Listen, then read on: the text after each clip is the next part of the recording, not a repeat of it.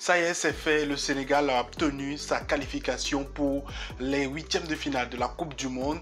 Au lendemain de cette qualification, les émotions sont retombées. On peut maintenant analyser calmement ce succès.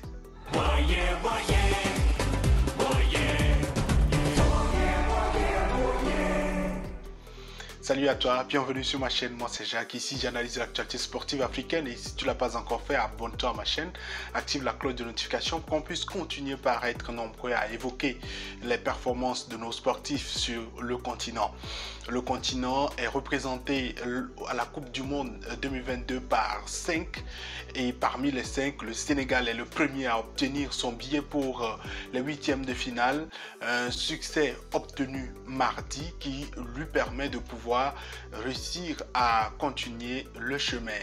C'est vrai qu'en face, il y avait l'Équateur qui a réussi son entrée en compétition face au pays organisateur, le Qatar, et qui espérait continuer par surfer sur cette vague, mais les Lions ont rugi. Les Lions, eux, déjà qui ont mal démarré cette compétition, mais qui se sont ressaisis après. Il y a plusieurs symboliques ou plusieurs paramètres qui ont permis à ces Lions de pouvoir atteindre cet objectif. C'est de cela justement que je te propose qu'on parle dans cette vidéo, parce que c'est important. Ce sont des axes d'ailleurs sur lesquels on peut se baser pour espérer une participation en quart de finale ou en demi-finale.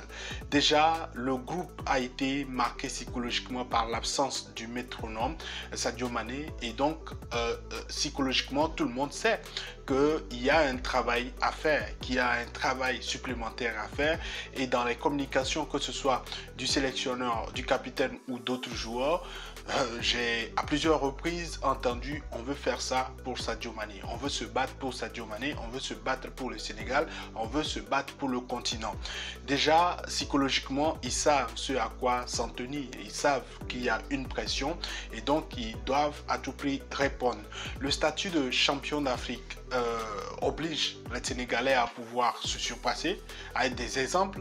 C'est pour ça que moi je me réjouis que ce soit d'ailleurs la première sélection africaine à pouvoir se qualifier pour les huitièmes de finale.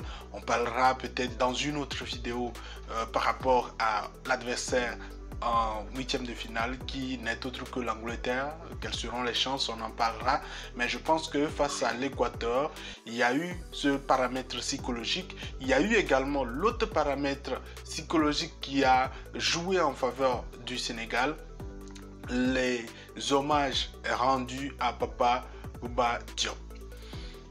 Sans même le savoir, les Sénégalais se sont mis une double pression, mais une motivation supplémentaire pour pouvoir arriver à leur objectif. Le capitaine qui portait donc qui avait sur son brassard le numéro de la légende sénégalaise.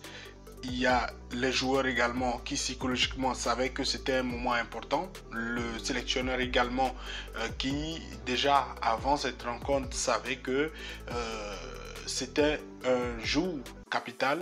Les supporters également qui avaient fait tout ce qu'il fallait pour pouvoir symboliser cette journée. Je pense que tout concourait quand même à ce que tout puisse marcher de la meilleure des manières. Et quand ils ont ouvert le score sur penalty, je me suis dit attention, il ne faudrait pas qu'ils commencent par reculer. Et ça peut faire partie des paramètres sur le terrain maintenant, parce que sur le terrain c'est un groupe solidaire qu'on a vu comparativement à certaines précédentes prestations.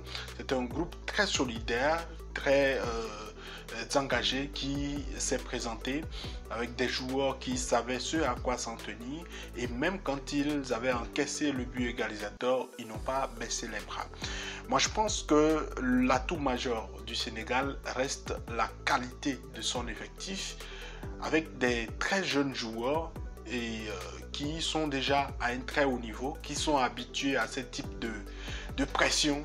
L'Équateur a été également maladroite, mais je pense que la solidité défensive du Sénégal les a énormément perturbés. Ener Valencia avait de grandes ambitions, même diminué physiquement. Il a tenu à pouvoir disputer cette rencontre parce qu'il savait qu'il était l'un des pions majeurs sa sélection, la Tri, mais la Tri n'a pas réussi à pouvoir s'imposer face aux Lions de la Teranga qui ont montré tout ce qu'il y avait comme qualité dans les jambes. Déjà en termes de qualité et en termes également de solidarité, on serait très ingrat si on ne reconnaît pas également que parmi les cerveaux de ce succès se trouve Aliou Cissé, l'homme qui a réussi à marquer l'histoire du football sénégalais, que ce soit quand il était en club, en tant que joueur ou encore maintenant en tant que sélectionneur. C'est quelqu'un qui n'a pas eu la faveur de beaucoup d'observateurs à un certain moment. Je me rappelle au début de la Coupe d'Afrique des Nations, quand c'était difficile pour cette sélection, quand elle a démarré très timidement, il y a eu beaucoup de critiques qui étaient justifiées. Parce que quand on aime quelqu'un, qui aime bien châtie bien, comme on le dit, quand on aime quelqu'un, on est exigeant en termes de performance, en termes de résultats par rapport à cette personne. Et donc ce n'est pas parce que c'est un Sénégalais que le peuple sénégalais ne va pas être autant exigeant envers lui, mais je pense que ces types de situations lui ont permis également de pouvoir se surpasser, se motiver, de pouvoir avoir l'inspiration nécessaire avec tout son staff pour pouvoir aujourd'hui offrir au continent la qualification pour les huitièmes de finale. Pour les huitièmes de finale, il y a un gros défi. Les Tri Lions sont sur le chemin des Lions de la Teranga. Ce sera un duel quand même de Lions, mais je pense qu'on aura le temps de pouvoir analyser. Quel est ton avis après la qualification du Sénégal? J'attends ton commentaire et si tu ne l'as pas encore fait, abonne-toi. Je reste convaincu que ce Sénégal est capable quand même de pouvoir battre l'Angleterre en huitième de finale, mais ça on en parle dans la prochaine vidéo.